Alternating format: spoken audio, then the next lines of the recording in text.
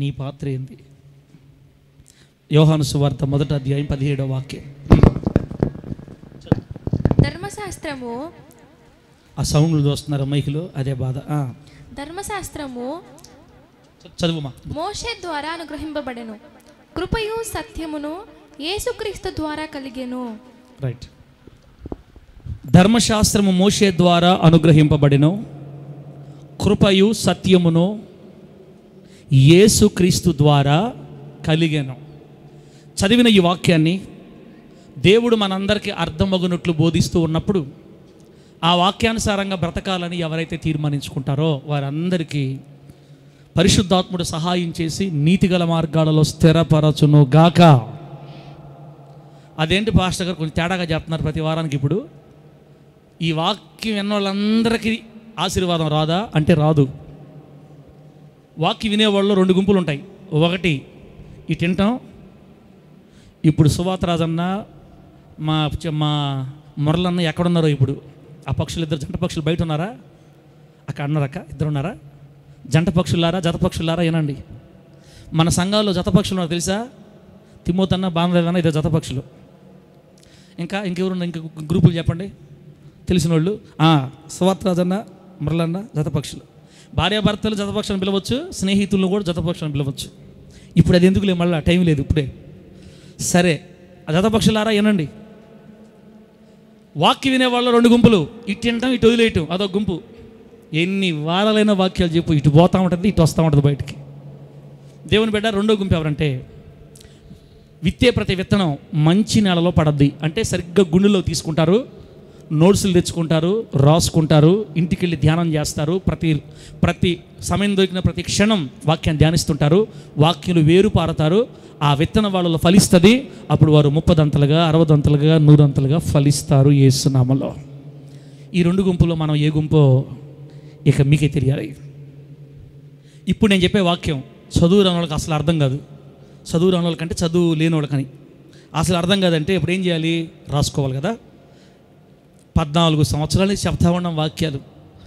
ఎన్ని వాక్యాలు అయినాయి? నాకైతే 8 నోట్సులు అయినాయి. మరి మీకు ఎన్ని నోట్సులు అయినాయో నాకు తెలీదు. ఒకసారి అయిపోతుంది నా వాక్యం, నా నోట్స్ చూడండి, మీకు అర్థం అవుతాయి. ఇంటర్లో కూడా రాయలేదు ఇంత నీటికి నోట్సులు నేను. జానపాలన్న నువ్వేమో ఒక పేపర్కి 4 లైన్లు రాసి నెక్స్ట్ పేపర్ రాస్తుంటావు. జానపాలన్న ఏంటంటే దేవుని వాక్యానికి ఇరికిచి రాయకూడదు, ప్రశాంతంగా రాయాలి. ఆయన అంత గొప్పడు. నేను 14 సంవత్సరాలు రాస్తే 8 నోట్సులు అయినాయి. మా అన్న వాక్యాలు కానీ రాసి ఇప్పుడు 170 నోట్సులు అయిపోవాలి. 4 లైన్లే నోట్స్ ఒక పేపర్కి. నెక్స్ట్ అంటాడు, ఏందన్నా స్థలం ఉంది కదా అన్నా. సార్ దేవుని వాక్యం ప్రశాంతంగా రాయాలి, ఫ్రీగా రాయాలి. కాబట్టి మేము 2 లైన్లో పోతున్నాము, ఇంకా చాలామంది రాస్తున్నారు. రాయండి బిడ్డ, నీకు దేవుని మీద ఏ రేంజ్లో ఆసక్తి ఉందనేది అక్కడ తెలుస్తుంటుంది. రైట్. ఈ చెప్పకుండా వాక్యం చెప్పలేవు నువ్వు. చదివిన వాక్యం దగ్గరికి వెళదాం. ఈరోజు పరిశుద్ధాత్మ దేవుడు మనకి ఒక 3 విషయాలు మాట్లాడుతున్నాడు అక్కడ. మనం చదివిన వచనంలో ఏ వచనం అది? 17వ వచనం 1వ అధ్యాయం యోహాను సువార్త. ధర్మశాస్త్రం మోషే ద్వారా అనుగ్రహింపబడెను, కృప సత్యం యేసుక్రీస్తు ద్వారా కలిగెను. అక్కడ మీరు నేను చెప్పిన మాటల దగ్గర అండర్లైన్ చేయండి. ధర్మశాస్త్రం అని రాయబడిందా? అదొకటి. కృపయు సత్యము అని రాయబడింది. ఇప్పుడు ఆ 3 గురించి చెప్పి నేను ప్రార్థన చేయాలనుకుంటున్నా. మనం బలలో చేతులు వేయాలి. బల్ల కార్యక్రమం కూడా ఉంది కాబట్టి మర్యాదగా మనం తగ్గించుకుంటే మంచిది వాక్యం. ఇస్తారక 3 విషయాల గురించి మీరు చెప్పాలనుకుంటున్నా ఈరోజు. ధర్మశాస్త్రం అంటే ఏంటి? 2 కృప అంటే ఏంటి? సత్యం అంటే ఏంటి? నిజానికి చెప్పాలంటే ఈ 3 విషయాలు పాస్టర్లలో 90 మందికి తెలియదు. అంటే నువ్వు మన గొప్పవాడు, నీకు తెలిసిందా అంటే పాస్టర్లు 90 మందికి తెలియదు. ఈయన తెలిసింది, మన సార్కి తెలిసింది.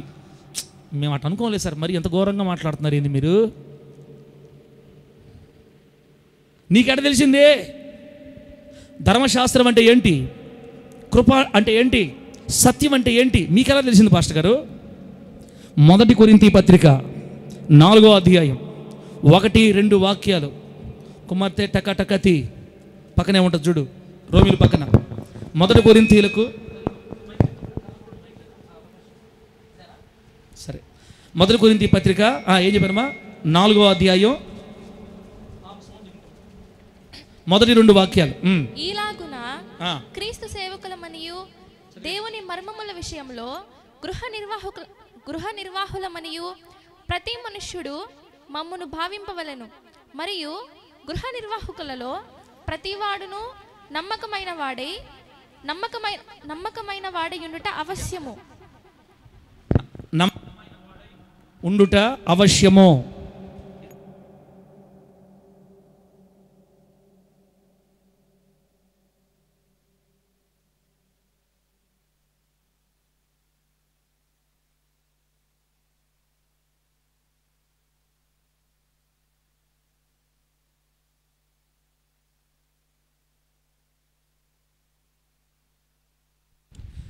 దేవుని బిడ్డలారా, మీకెలా తెలిసింది? మీకెలా తెలిసింది అంటే ఇక్కడ చూడండి. నాకెలా తెలిసిందంటే ఇక్కడ 1 కొరింథీ పత్రిక 4వ అధ్యాయంలో ఏం రాయబడిందంటే, దీవెనక్క, నేను ముందే అర్థం కాదని చెప్పే కదా, బాగా ఇంటేనే అర్థం అవుతాయి. నీకెలా తెలిసింది దీవెనక్క? తాడగలింది దీవెనక్క, నెల్లూరు దీవెనక్క ఉంది, తాడగలింది దీవెనక్క ఉంది. ఇక్కడ మీకెలా తెలిసింది పాస్టరా? ఈ వచనంలో దేవుని మర్మములు అని రాయబడింది. దేవుని మర్మములు. దేవుని బిడ్డలారా, మత్తయి సువార్త దగ్గరికి వెళ్తే రెఫరెన్స్ చెప్పను, నేను వీలైన తక్కువ చెప్తా. మత్తయి సువార్త 13వ అధ్యాయం 10వ వచనం చదివితే, పరలోక రాజ్య మర్మములు ఎరుగుట మీకు అనుగ్రహింపబడి ఉన్నదని రాయబడింది. పరలోక రాజ్య మర్మాలు, దేవుని మర్మాలు అని రాయబడింది అనమాట. అంటే పరలోకంలో కూడా కొన్ని మర్మాలు మన కోసం దేవుడు దాచిపెట్టాడు. ఈ బైబిల్లోనే మర్మాలు ఉన్నాయి. అవి అందరికి అర్థం కాదక్క. అది పరిశుద్ధాత్మ దేవుడు విప్పితే తప్ప అందరికి అర్థం కాదు. మత్తయి సువార్త ఏం చెప్పిందంటే 13వ అధ్యాయం 10వ వచనంలో, పరలోక రాజ్య మర్మములు ఎరుగుట మీకు అనుగ్రహింపబడింది. పరిశుద్ధాత్మ దేవుడు భూమి మీదకి వచ్చిన తర్వాత మర్మాలు విప్పబడ్డాయి. పౌలు గారికి దేవుడు కొన్ని ప్రత్యక్షతలు అనుగ్రహించాడు, కొన్ని మర్మాలు తెలియజేశాడు అపోస్తలుడు పౌలు గారికి. ధర్మశాస్త్రం అంటే ఏంటో, కృప అంటే ఏంటో, సత్యం అంటే ఏంటో పౌలు గారికి తేటతెల్లం చేశాడు దేవుడు. మీకు ఓ మాట చెప్పాలంటే, పేతురు గారికి తెలవలేదు. ఫస్ట్ 12 మంది శిష్యుల్లో పేతురు గారికి అంత అవగాహన రాలేదు కృప గురించి. మిగతా 11 మందికి అస్సలు అవగాహన లేదు. కానీ పౌలు గారికే దేవుడు ఈ ప్రత్యక్షతనిచ్చినట్టు బైబిల్లో మనం చదువుతాం. మొత్తం మీద నేను ఏం చెప్పదలుచుకున్నానంటే, దేవుని మర్మములు ఉన్నాయి. వాటికి సేవకుల్ని గృహ నిర్వాహకులుగా దేవుడు చేశాడు. ఆ మర్మాల్ని దేవుడి దగ్గర తెలుసుకోవటం, అది తీసుకొచ్చి మీకు చెప్పటం, మిమ్మల్ని సిద్ధపరచటం మా పని, మా బాధ్యత. కాబట్టి ఇంతవరకు కొంత తెలుసు, కొంత తెలియదు నాకు కూడా. దేవుడు ఇప్పుడు తెలియజేశాడు కాబట్టి ఆలస్యం చేయకుండా మీకు చెప్పాలని నేను కోరుకుంటున్నాను. ఇప్పుడు మనం ఆ మూడు దగ్గరికి వెళదాం. ఏమని? ధర్మశాస్త్రం అంటే ఏంటి, కృప అంటే ఏంటి, సత్యం అంటే ఏంటి, త్వరగా గుర్తు చేసి అవుట్కట్స్ చెప్పి నేను ముగించే ప్రయత్నం చేస్తాను. పాస్టర్ గారు, పరలోకంలో కొన్ని మర్మాలు ఉన్నాయి అన్నావు కదా, పెట్టు మా రెండోది పెట్టు. పరలోకంలో ఏ మర్మాలు ఉన్నాయి అంటే మనకు తెలియని మర్మాలు ఇంకా ఉన్నాయి. దేవుని కృపా సత్యం అనేది ఒక మర్మం. విశ్వాసం ఒక మర్మం అని చెప్పబడింది బైబిల్లో. విశ్వాసం కూడా ఒక మర్మమే. నూతన నిబంధన అదొక మర్మం. ఇంకా చాలా మర్మాలు ఉన్నాయి. విశ్వాసం గురించి పూర్తిగా మనందరికీ తెలియదు, కొంచెమే తెలుసు. అది పరిశుద్ధాత్మ దేవుడు విప్పితేనే మనకు అర్థమవుతుంది. నూతన నిబంధనలు కొన్ని మర్మాలు ఉన్నాయి, అది దేవుడు విప్పాలి. కృప సత్యాల గురించి ఒక మర్మం ఉంది, అది దేవుడు పరిశుద్ధాత్ముడు విప్పాలి. ఇలా దేవుడు విప్పి పౌలు గారికి ఇచ్చిన జ్ఞానంలో కొంత దేవుడు నాకు కూడా ఈ మధ్యకాలంలో తెలియజేస్తే, ఆలస్యం చేయకుండా దేవుని మర్మముల విషయంలో గృహ నిర్వాహకునిగా ఉన్న నేను మీకు చెప్పాలని రాసుకొని వచ్చాను. అదిగో రాసుకోండి. పరలోకంలో ఉన్న మర్మాలు ఇవి. దేవుని కృప సత్యం ఈ రెండు కలిసి ఒక మర్మం. విశ్వాసం కూడా ఒక మర్మం. నూతన నిబంధనలో కూడా ఒక మర్మం ఉంది. ఇలా మనం చెప్పుకుంటూ పోతే బిడ్డలారా, ఆ మూడు మనకు తెలిస్తే కాస్త అవగాహన వస్తుంది. అప్పుడు నేను మీకు ఏం చెప్పదలుచుకున్నానో కూడా మీకు అర్థమవుతుంది అనమాట. ఏం చెప్పదలుచుకున్నాను మీకు నేను అనేది మీకు అర్థమవుతుంది. ఇప్పుడు మొట్టమొదటిగా ధర్మశాస్త్రం అంటే ఏంటో నేర్చుకుందాం. ఫస్ట్ ధర్మశాస్త్రం అంటే ఏంటి నేను టకటక చెప్పే ప్రయత్నం చేస్తాను, అది మీరు రాసుకుంటూ ఉండండి. ఒకసారి అంశం పేరు పెడతాం. అంశం పేరు పెట్టుమా. ఈరోజు అంశం పేరు రాసుకోకుండా మొత్తం చెప్తే కుదరదు కదా. ఈరోజు అంశం పేరు రాసుకోండి. ఏందో బాధలతో దిగులుతూ వస్తే మాకేం తగులుకొని వచ్చాడు నాయనా, మాకు అవమానాలు నిందలు ఇవి, మేము ప్రభు సందుకు వస్తే ఇదేంది ధర్మశాస్త్రం అంటాడు, చట్టం అంటాడు, లా అంటాడు, మొత్తం స్టూడెంట్స్ ఇప్పుడు చెప్తున్నాడు ఏంది అనుకుంటున్నారా? రాసుకో మర్యాదగా. అది అంశం చూడండి. ఏంది? కృపా సత్యములను గూర్చిన దేవుని మర్మం. నేను ఈ మధ్యకాలంలో మిమ్మల్ని అప్పుడప్పుడు ఏం చెప్తున్నాను, నేను ఈ మధ్యకాలంలో మనల్ని అందరినీ దేవుడు ప్రేమిస్తున్నాడు, ఎవరిని ఆయన ద్వేషించట్లేదు, ఒకవేళ చిన్న చిన్న పొరపాట్లు చేసినా కూడా నిన్ను క్షమిస్తాడు, తండ్రిలాగా ఆయన ప్రేమిస్తున్నాడు, తల్లి కంటే ఎక్కువ ప్రేమిస్తున్నాడు, ఆయన మనల్ని అందరినీ ప్రేమించేవాడు, ఇక్కడ కూర్చున్న వాళ్ళు ఒక్కరు కూడా నరకానికి పోరు, అందరూ పరలోకానికి పోతారని చెప్తా వచ్చే ఈ మధ్యకాలంలో. అవునా కాదా? దానికి ఈ వాక్యం వింటే మీకు పూర్తిగా అర్థమవుతుంది. ఇక మీదట ఒక ఐడియా వచ్చేస్తుంది. ఇక వచ్చే వారం నుంచి మన రూట్లో మనం వెళ్ళిపోతాం. ధర్మశాస్త్రం అంటే ఏంటి, కృపా సత్యాలు అంటే ఏంటో మన బైబిల్ గ్రంథంలో నుంచి మనం ఎక్కువగా తెలుసుకోవాలి. చదివిన మూలవాక్యంలో ఏమి రాయబడిందంటే, ధర్మశాస్త్రం మోషే ద్వారా వచ్చింది అని చదివాం. ధర్మశాస్త్రం మోషే ద్వారా వచ్చింది. ధర్మశాస్త్రం అంటే ఏంటి అది తెలియాలి మొదట. ధర్మశాస్త్రం అంటే ఇంగ్లీష్లో లా అంటారు, లా. ధర్మశాస్త్రం అనే పదం బిడ్డరా దేవుడు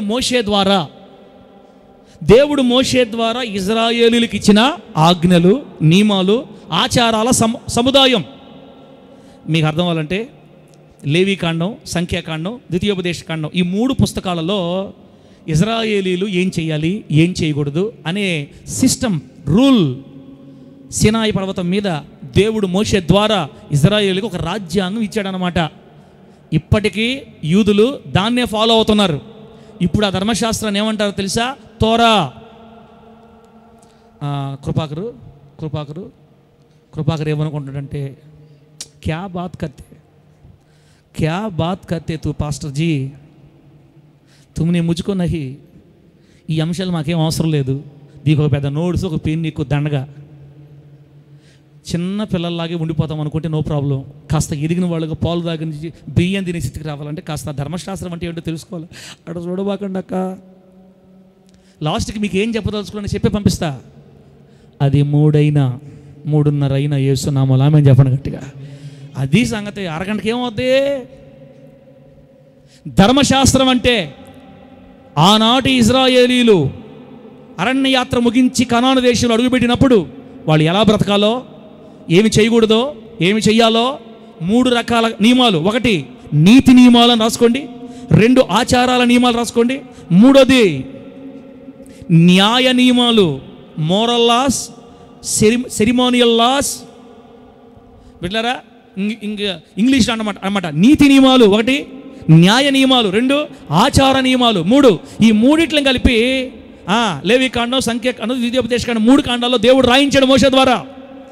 అదే వాళ్ళకి రాజ్యాంగం. దీనినే ధర్మశాస్త్రం అంటారు. ఒక్క మాటలో చెప్పండి, ధర్మశాస్త్రం ఇజ్రాయేలీలదా, భూమి మీద ఉన్న అందరిదా? ఏమి చెబితే ఏమంటారు మాకెందుకు? అమ్మా జాను భార్య, జాను భార్య, యెరోబాము భార్య అన్నట్టు బైబిల్లో. జాన్ ఏం పేరు తల్లి పేరు?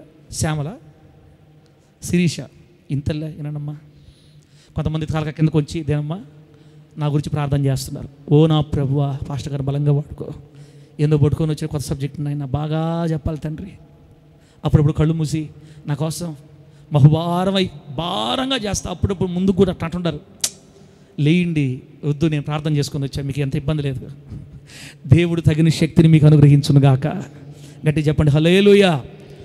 ధర్మశాస్త్రం యూదులకి ఇవ్వబడింది. ఇంకా చెప్పాలంటే ఆదికాండం మొదలుకొని మలాకీ గ్రంథం వరకు మొత్తం యూదుల చరిత్ర. దేవుడు ఈ భూమి మీద తనకంటూ ఒక జనాంగాన్ని ఏర్పరచుకున్నాడు. నోవహు కాలంలో లేదా నిమ్రోదు కాలంలో ప్రపంచంలో జనాభా అంతా విగ్రహాల ఆరాధికులుగా మారిపోతే సృష్టించిన దేవుడు తానెవరో చెప్పుకోవడానికి ఆయన ఒక వ్యక్తి అవసరమైంది, ఒక గుంపు అవసరమైంది. అందుకని దేవుడు అబ్రహామును ఏర్పాటు చేసుకొని వేరు చేసి అబ్రహాము దేవుడుగా ప్రజలకు పరిచయమై ఈరోజు ప్రపంచమంతా ఆయన ఆరాధించబడుతున్నాడు. దేవునికి స్తోత్రం కలుగును గాక. తన కోసం ఏర్పరచుకున్న ఒక జాతికి ఆయన ఇచ్చిన ఆజ్ఞలు, నియమాలు, మరి ఏమేం చేయాలో అదంతా కూడా ఒక రాజ్యాంగం లాగా ఇచ్చిన దాన్ని ఏమంటారంటే లా లేదా ధర్మశాస్త్రం అంటారు. ఈ ధర్మశాస్త్రం ఇవ్వబడింది మోషే ద్వారా. దేవదూతలు మోషే గారికి చెబితే మోషే గారు రాశారంట అని బైబిల్లో హెబ్రీ పత్రికలో ఉన్నమాట. టైం లేదు కాబట్టి ఇప్పుడు ధర్మశాస్త్రం అంటే ఏందో మీకు అర్థమైపోయింది. ధర్మశాస్త్రంలో 3 రకాల ఆజ్ఞలు ఉంటాయి, నియమాలు ఉంటాయి. చెప్పాను కదా, నీతి నియమాలు, న్యాయ నియమాలు, ఆచార నియమాలు, ఈ 3 రకాలు. మరి నీతి నియమాలు అంటే అర్థం ఏంటంటే 10 ఆజ్ఞలు. దేవుణ్ణి ఆరాధించాలి, పరిశుద్ధనాన్ని పరిశుద్ధంగా ఆచరించాలి, లేదా దొంగతనం చేయకూడదు, హత్య చేయకూడదు, వ్యభిచారం, ఎన్నో ఉన్నాయి కదా, వీటిని నీతి నియమాలు అంటారు. బిడ్డలారా, ధర్మశాస్త్రంలో నుంచి మనం పాటించవలసిన లేదా ఆధునిక ఇజ్రాయేలీలువి లేదా ఆత్మ సంబంధమైన ఇజ్రాయేలుగా పిలువబడుతున్న మనం ధర్మశాస్త్రంలో తీసుకోవాల్సింది ఒకే ఒకటి, అదొకటే నీతి నియమాలు. నీతిని బోధించే నియమాలు మాత్రమే మనం తీసుకోవాలి. ఆ తర్వాత న్యాయ నియమాలు ఉంటాయి, అంటే వాళ్ళు సమాజం ఎలా బ్రతకాలి, వాళ్ళకు నియమాలు ఇచ్చాడు దేవుడు. సామాజిక సంబంధాలు ఎలా ఉండాలి, ఆస్తి హక్కులు ఎలా కాపాడుకోవాలి, వడ్డీలకి ఇచ్చా, యూదులు వడ్డీలకి ఇచ్చా, అప్పు ఇచ్చా, ఇస్తే ఎప్పుడు వదిలేయాలి. మీకు ఒక విషయం తెలుసా, ఇజ్రాయేలీలు ఒకవేళ తమ పొరుగు వారికి అంటే తమ సొంత వారికి కానీ అప్పులు ఇస్తే 7 సంవత్సరాల తర్వాత వాళ్ళ అప్పులన్నీ కట్టకపోయినా మాఫీ చేస్తారు. ఇది లేవీకాండంలో ఉంది. సునాద సంవత్సరం అంటారు దాన్ని. ఆ సునాద సంవత్సరం దాకా ఇచ్చిన అప్పు కానీ కట్టలేకపోతే ఆ సునాద సంవత్సరంతో వాళ్ళ అప్పులన్నీ మాఫీ అయిపోతాయి అని చెప్పాడు దేవుడే మాఫీ చేయమని. నీ పొరుగువాడికి అప్పిచ్చి వాడు కట్టలేని స్థితిలో ఉన్నప్పుడు 7 సంవత్సరాలు కట్టలేకపోతే అప్పులు మాఫీ. ఎందుకంటే నీ పొరుగువాడు, నీ బంధువు, వాడి దగ్గర నువ్వు బలవంతంగా తీసుకోకూడదు, వడ్డీకి అసలు ఇవ్వకూడదు. వాళ్ళ నియమాలు చాలా బాగుంటాయి. ఆ నియమాలే మనకు కానీ ఉంటే మనం కూడా అప్పులు యేసునామములో అన్నీ మాఫీ, అప్పులు మాఫీ. ఇలా ఇజ్రాయేలు సమాజానికి కొన్ని నియమాలు ఉన్నాయి, వాటిని న్యాయ నియమాలు అంటారు. ఆచార నియమాలు కొన్ని ఉన్నాయి, అంటే ఏంటి, బలులు, అపరాధ పరిహారార్థ బలి, పాప పరిహారార్థ బలి, సమాధాన బలి, చాలా బలులు ఉన్నాయి. కేవలం యూదులకు మాత్రమే, ఆనాటి యూదులకు మాత్రమే దేవుడు చెప్పిన బలులు ఉన్నాయి. కొన్ని పరిశుద్ధ నియమాలు ఉన్నాయి, పండగలు ఉన్నాయి. వాళ్ళకి సంవత్సరం అంతా పండగలే ఇజ్రాయేలీలకి కదా, మనం కాదు వాళ్ళకి. అవి ఇప్పటికీ వాళ్ళు ఫాలో అవుతూనే ఉంటారు. మరి వారం క్రితం అనుకుంటా ఇజ్రాయేలీలకు కొత్త సంవత్సరం పెట్టింది, కొత్త సంవత్సరంలో ప్రవేశించారు వాళ్ళు. మొన్నో ఏందో హనూక్ పేరు కూడా విన్నా నేను. 5784 సంవత్సరం అంట వాళ్ళకి. ఏంది మనకి 2000, మనకెంత 2025, వాళ్ళకి 5784. అంటే వాళ్ళు ఆదాము దగ్గర నుంచి లెక్కేసుకున్నారు. మనం ఎక్కడి నుంచి లెక్కేసుకుంటున్నాం, క్రీస్తు శకం. మన ప్రభువు యేసు క్రీస్తు భూమి మీదకి వచ్చిన దగ్గర నుంచి మనకు లెక్క, వాళ్ళకి ఆదాము దగ్గర నుంచి లెక్క. వాళ్ళ లెక్క తప్పేం కాదు. 5784 సంవత్సరాలు వాళ్ళకి లెక్క వచ్చింది. మరి ఎన్ని సంవత్సరాలు, మొత్తం మీద 300 సంవత్సరాలు కట్ చేసేసారు. మన లెక్క ప్రకారం అయితే 6000 సంవత్సరాలు దాటిపోయింది భూమి మీద మానవుడు ఆదాము సృష్టించబడి. సరే, ఇవన్నీ కూడా యూదులకు సంబంధించినవి, ఆచారాలు, బలులు, న్యాయ నియమాలు, ఇవన్నీ. కాకపోతే ధర్మశాస్త్రంలో మనం తీసుకోవాల్సిందంటే మోరల్ లాస్, నీతి నియమాలు మాత్రమే మనం తీసుకోవాలి. వాటిని మనం ఫాలో అవ్వాలి. అది మనకు ఆశీర్వాదం. రైట్ బిడ్డలారా, ఇప్పుడు నేను ముందుకెళ్తా. ఈ ధర్మశాస్త్రం ఏం చెప్పిందంటే, వ్యభిచరించకూడదు, దొంగిలకూడదు, పొరుగు వాని మీద అబద్ధ సాక్ష్యాలు పలకూడదు, లేకపోతే పొరుగు వాని సొత్తు ఆశించకూడదు, అలా చేయకూడదు, ఇలా చేయకూడదని ధర్మశాస్త్రం అంతా 660 ఆజ్ఞలకు పైగా ఆజ్ఞలు ఉన్నాయి. ధర్మశాస్త్రం అంటే 660 చిల్లర, కరెక్ట్ తెలియదు నాకు, 660కి పైగా ఆజ్ఞలు ఉన్నాయి. ఒక మాట చెప్పండి, 660 ఆజ్ఞలు నెరవేర్చిన వాళ్ళు మన మందిలో ఒక్కరన్నా ఉన్నారా? ఎందుకు మమ్మల్ని అడుగుతావు ఆ మాట? 660 ఆజ్ఞలు పూర్తిగా నెరవేర్చిన వాడు ఈ భూమి మీద ఒక్కడైనా ఉన్నాడా? పాస్టర్ గారు అబ్రహాం గారు నెరవేర్చలేదా? మీకు విషయం తెలుసా, అబ్రహాం గారి కాలంలో ధర్మశాస్త్రం లేదు. మోషే గారి తర్వాతే వచ్చింది ధర్మశాస్త్రం. అబ్రహాం గారు ధర్మశాస్త్రం కింద లేరు. ఆయన మనస్సాక్షిని బట్టి భక్తి చేశాడు, కృపను బట్టి భక్తి చేశాడు. ఒక మాటలో చెప్పాలంటే, సూటిగా చెప్పాలంటే, ధర్మశాస్త్ర ప్రకారం 660 ఆజ్ఞలు పూర్తిగా నెరవేర్చి భూమి మీద నిలబడిన ఒకే ఒక్కడు. 660 ఆజ్ఞలు లేదా ఎన్ని ఆజ్ఞలు పూర్తిగా ధర్మశాస్త్రాన్ని సంపూర్ణంగా నెరవేర్చి ధర్మశాస్త్రము బోధించినట్లుగా పాపరహితంగా బ్రతికిన ఒకే ఒక్కడు భూమి మీద మనం ఆరాధిస్తున్న నజరేయుడైన యేసు. కొట్టాలనిపిస్తే కొట్టు చప్పలు గట్టిగా. సాలి ఆపు, భలే కొట్టారు, కానీ భలే కొట్టారు నాయన, మామూలు కొట్టట్లా. ఇంకా కొట్టిద్దాం అనిపిస్తుంది. ఎట్ట కొట్టేదే, ఎవరికి కొడుతున్నారు సపోర్ట్? ఇస్రాయల్ పాస్టర్కి కొడుతున్నారు, ఏసైకి కొడుతున్నారమ్మా? ఎందుకు కొడుతున్నారు సపోర్ట్ చెప్పండి. ఇప్పుడు 666 ఆజ్ఞలు, ఒక్క ఆజ్ఞ కూడా మిస్ కాకుండా, తూచా తప్పకుండా ధర్మశాస్త్రం చెప్పినట్లుగా తనను తాను కట్టుకొని, నడుం కట్టుకొని, కామ క్రోధ లోభ మోహ మదమత్సర్యాలు దరిచేరనివ్వకుండా, నాలో పాపమున్నదని మీలో ఎవడు స్థాపిస్తాడన్న సవాలు లోకానికి విసిరి, తప్పు చూపడానికి కూడా కారణం లేకుండా ఈ భూమి మీద కలంకము లేని నిష్కలంకుడిగా బ్రతికిన ఒకే ఒక్కడు ఈరోజు మనం ఆరాధిస్తున్న మన ప్రభువైన యేసుక్రీస్తు. ఇప్పుడు కొట్టు గట్టిగా, దేవునికి స్తోత్రం కలుగునుగాక. హల్లెలూయా. అంటే పాస్టర్ గారు దావీదు గారు బతకలేదా? జంతనాయ్. సమూయేలు బతకలేదా? జంతనాయ్. సౌలు ఎప్పుడో పోయాడు. ఇంకా కొత్త నిబంధన భక్తులు, పాత నిబంధన భక్తులు ఇంకెవరన్నారు? యోనా ఇటు బొమ్మంటే ఇటు పోయాడు, ఆయన బతికేది. ఇంకా ఇటు బొమ్మన్నాడు దేవుడు, ఇటు బొమ్మన్నాడు. ఆ ఏడకోదారు కానీ నీవే బొమ్మన్నాడు. తర్షీషు పోయా ఓడెక్కాడు, ఆడే పోయింది ఆజ్ఞ. నీ దేవుడిని యెహోవాకు విరోధంగా ఒక పని కూడా చేయొద్దంటే ఈయన చేశాడు. బైబిల్ గ్రంథంలో యేసు ప్రభు వారు తప్ప 666 ఆజ్ఞ నెరవేర్చినప్పుడు ఎవరు లేరు, ఉండబోరు అంతే. ఎందుకంటే ధర్మశాస్త్ర కాడిని మోయటం చాలా కష్టం బిడ్డలారా. మత్తయి సువార్త 5వ అధ్యాయం 17వ వచనంలో, మత్తయి సువార్త 5వ అధ్యాయం 17వ వచనంలో, వచ్చే వారం అన్ని రాసుకొని రెడీగా ఉండాలి. మత్తయి సువార్త 5వ అధ్యాయం 17వ వచనంలో యేసుక్రీస్తు వారు ఏమన్నారంటే చూడండి, నేను ధర్మశాస్త్రాన్ని కానీ ప్రవక్తల వచనాలు కానీ కొట్టివేయుటకు రాలేదు. మత్తయి సువార్త 5వ అధ్యాయం ఆ మాట ఉంటుంది చూడండి. యేసు ప్రభు ఒక్కడే నెరవేర్చింది మన ప్రభు అయిన యేసయ్య. ధర్మశాస్త్రమునైనా ప్రవక్తల వచనములైనా కొట్టివేయవచ్చితని తలంచవద్దు, నెరవేర్చుటకే కానీ కొట్టివేయుటకు నేను రాలేదని చెప్పాడు. పరిశుద్ధాత్మ మరి రాయించిన మాట ఏంటంటే, యేసుక్రీస్తు వారు ధర్మశాస్త్రాన్ని పూర్తిగా నెరవేర్చాడు. ఎప్పుడైతే యేసుక్రీస్తు వారు పూర్తిగా నెరవేర్చాడో ఇక ధర్మశాస్త్రం యేసయ్యతోటి సమాప్తం అయిపోయింది. దేవునికి స్తోత్రం కలుగునుగాక. అంశం ఏం చెప్పాను? కృపా సత్యములను గూర్చిన దేవుని మర్మం. మీకు ఇట్లాగే ఉంటుంది, ఏం అర్థం కాకుండా లాస్ట్కి ఫైనల్ మీకు ఐడియా వచ్చేస్తుంది. ఇప్పుడు మనము కృపా సత్యముల క్రింద ఉన్నాం. ధర్మశాస్త్రం కింద లేవు ఇప్పుడు తమ్ముడు, తెలుసును. ఇప్పుడు ధర్మశాస్త్రం కింద లేము, మనం కృపా సత్యముల క్రింద ఉన్నాం. కానీ మనం ధర్మశాస్త్రం కింద ఉన్నట్టుగానే బతకాలనుకుంటున్నాం అన్నమాట. అది మీకు ఐడియా వస్తే క్లియర్ అయిపోద్ది. ఈరోజు నా బాధ, యేసుక్రీస్తు వారు ధర్మశాస్త్రాన్ని 100కి 100% నెరవేర్చాడు. హెబ్రీ పత్రిక 7:27 ప్రకారం యేసుక్రీస్తు వారు ప్రధాన యాజకుడుగా సంవత్సరానికి ఒక్కసారి ప్రత్యక్ష గుడారంలోకి వెళ్ళి మందసం దగ్గరికి వెళ్ళి రక్తం ప్రోక్షించి రావాలి. సంవత్సరం ఒక్కసారి. అది మీకు నిర్గమకాండంలో చాలాసార్లు చెప్పా. నిర్గమకాండంలో మోషే గారి ద్వారా దేవుడు ఏం చెప్పాడంటే, మందిరంలో యాజకులే పరిచయం చేయాలి, లేవీలే చేయాలి, వేరే వాళ్ళు రాకూడదు, పోతే అవుట్. లేవీలే చేయాలి. ఆ లేవీలు కూడా మందిరంలోకి పోవాలంటే కాళ్ళు చేతులు కడుక్కొని పోవాలా, బయటకు వచ్చిన కాళ్ళు చేతులు కడుక్కొని రావాలా. తేడా వచ్చిందంటే అక్కడే చచ్చిపోతారు, లాగే వాళ్ళు. సంవత్సరం ఒకసారి ప్రధాన యాజకుడు మందిరంలోకి వెళితే దానిమ్మ గంటలు కట్టుకొని పోవాలా. గంటలు మోగుతున్నాయంటే మనోడు బతుకున్నాడని అర్థం, గంటల సౌండ్ అయిపోయిందంటే పడిపోయాడని అర్థం. ప్రత్యక్ష గుడారంలోకి ప్రధాన యాజకుడు సంవత్సరం ఒక్కసారి రక్తం తీసుకొని లోపలికి వెళ్ళినప్పుడు ఏదన్నా తేడా జరిగిందంటే అక్కడే అవుటు. పాత నిబంధనలో శిక్షా విధి చాలా త్వరగా వచ్చేది మనుషుల మీదకి. ఇజ్రాయేలీని దేవుడు చాలా కఠినంగా శిక్షించేవాడు బిడ్డ.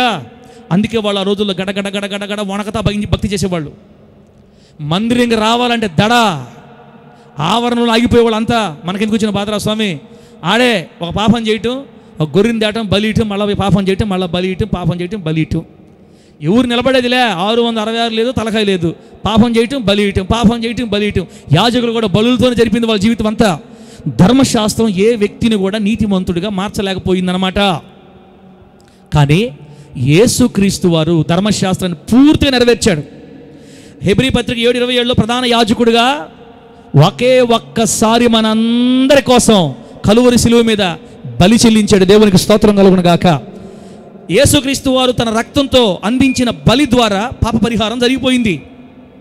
ఎప్పుడైతే యేసుక్రీస్తు వారి బలి జరిగిందో ధర్మశాస్త్రంలో రాయబడిన బలులన్నీ కొట్టివేయబడ్డాయి. ఇంకా బాగా వినండి, యేసుక్రీస్తు నమ్ముకున్న ఏ వ్యక్తి కూడా ఇజ్రాయేలుకి చెప్పిన బలులు ఇంకివ్వాల్సిన అవసరం లేదు.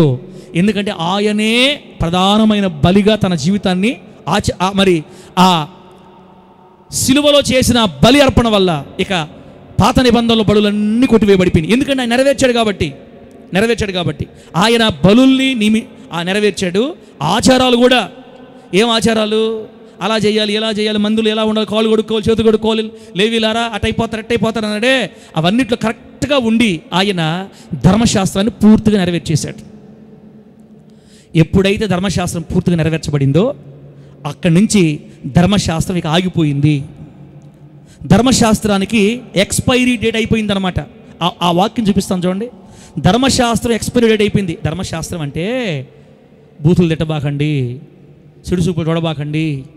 యేసుక్రీస్తు ఒక మాట చెప్పారు. మీకు ఒక మంచి మాట చెప్తా. యేసుక్రీస్తు ఒక మాట చెప్పారక్క. ఏం చెప్పాడంటే, ఒక స్త్రీని మోహపు చూపుతో చూచు ప్రతివాడు, చెప్పండి, ఆ క్షణమందే ఆమెతో వ్యభిచరించిన వాడుగును అని ఉంది కదా. అది చెప్పింది యేసుక్రీస్తు ఆ మాట చెప్పారు.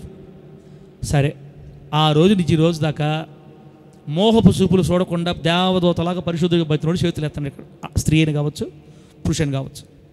ఆ మాట చెప్పాడు కదా. ఏంది ఎంత మాట అది అసలు? ఎంత మాట, ఎంత భయంకరమైన మాట. చెడు చూపులు చూస్తే పాపం చేసినట్టే లెక్క. కాబట్టి అప్పటి నుంచి చూపులు కాపాడుకున్న వాళ్ళు ఎవరన్నా ఉన్నారా? బిడ్డరా, మన వల్ల కాదనమాట. నీ వల్ల కాదు, నా వల్ల కాదు. నీ వల్ల కాదు, నా వల్ల కాదు. రోమాపత్రిక 10వ అధ్యాయం 4వ వచనంలో ఒకసారి చూద్దాం. రోమాపత్రిక 4వ అధ్యాయం 10వ వచనం. ఏం చెప్పదలుచుకున్నారు పాస్టర్ గారు? మాకేం అర్థం కావట్లా అన్నా. చెప్తాను, ముందుకు పోదంతాను చెప్తాను. రోమాపత్రిక 10వ అధ్యాయం ఏం చెప్పాను? 4వ వాక్యం ఏముంది? రోమాపత్రిక 10వ అధ్యాయం 4వ వాక్యంలో, విశ్వసించు ప్రతి వానికి నీతి కలుగుటకై క్రీస్తు ధర్మశాస్త్రానికి సమాప్తి అయి ఉన్నాడు. అది యేసుక్రీస్తు వారు మోషే ధర్మశాస్త్రాన్ని పూర్తిగా నెరవేర్చి ముగిచ్చేశాడు. ఇంకా క్రొత్త నిబంధన ఇశ్రాయేలీలుగా పిలువబడుతున్న మనకి ఇక ధర్మశాస్త్రంతో పని లేదు. ఎందుకంటే యేసుక్రీస్తు వారు నెరవేర్చాడు దాన్ని. భూమి మీద ఎవరూ నెరవేర్చలేకపోయారు ఇప్పటిదాకా. మనం నెరవేర్చలేమని ఎరిగి ధర్మశాస్త్రాన్ని భూమి మీద తీసుకొచ్చిన దేవుడే మానవుడిగా దిగివచ్చి ఆయన దాన్ని పూర్తి చేశాడు.